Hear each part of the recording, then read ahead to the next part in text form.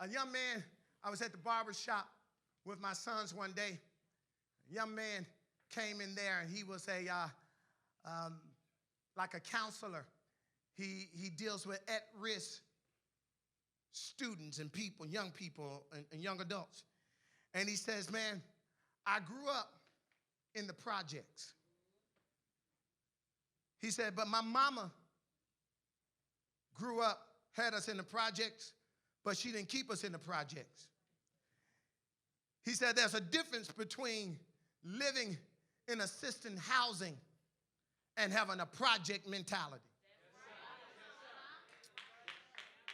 Oh, God, I need y'all to understand this.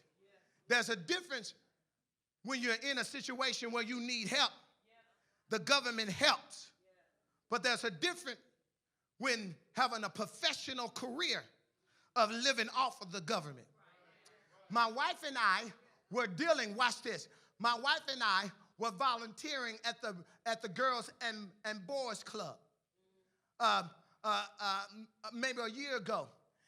And as I was teaching the young men how to tie a tie, my wife was teaching the young women and asking them about what they're going to do when they grow up. Sadly to say, there was a little 12-year-old in the classroom, and she said, you know what I'm going to do when I grow up? My wife said, what? She says, I'm going to live in the projects. And my wife said, say what? Yes, I'm going to live in the projects, and I'm going to make good money. I said, what? My wife said, how you going to make good money? She said, I'm going to be just like my mama.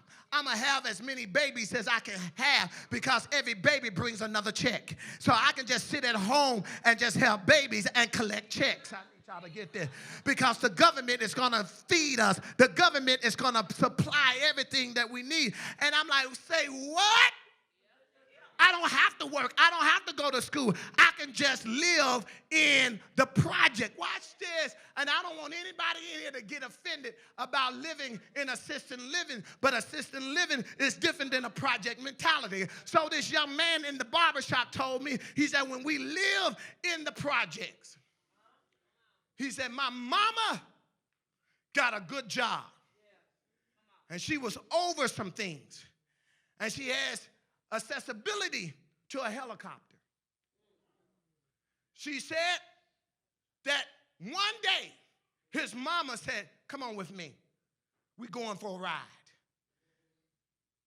She put him in the helicopter and flew him over the projects. And she said, look down. And he said, he looked down, and she said, what do you see? She said, I see the project. She said, what does it look like? And he said, it looked like a maze. She said, exactly. The project is defined as literally a project. It's a project to see if we open this door and get you in here and drop a little cheese. Will you go after the cheese or will you work your way out? And we got a lot of folks in here now living off of cheese, not understanding that God said, I set before you an open door that no man can close. If you walk through it, you're going to be blessed. But a lot of us is living off of somebody else's cheese. We waiting for the next miracle. We're waiting for the next miracle. Give me, Lord, give me just another cheese. Give me another slice of cheese. And God said, no more cheese. Get out of here. Go to work. Stop sitting at home collecting checks because when the checks run out. Watch this. Have you ever noticed? Y'all got to understand this. Have you ever noticed when you go to any project, they are situated in different angles? They are studying you.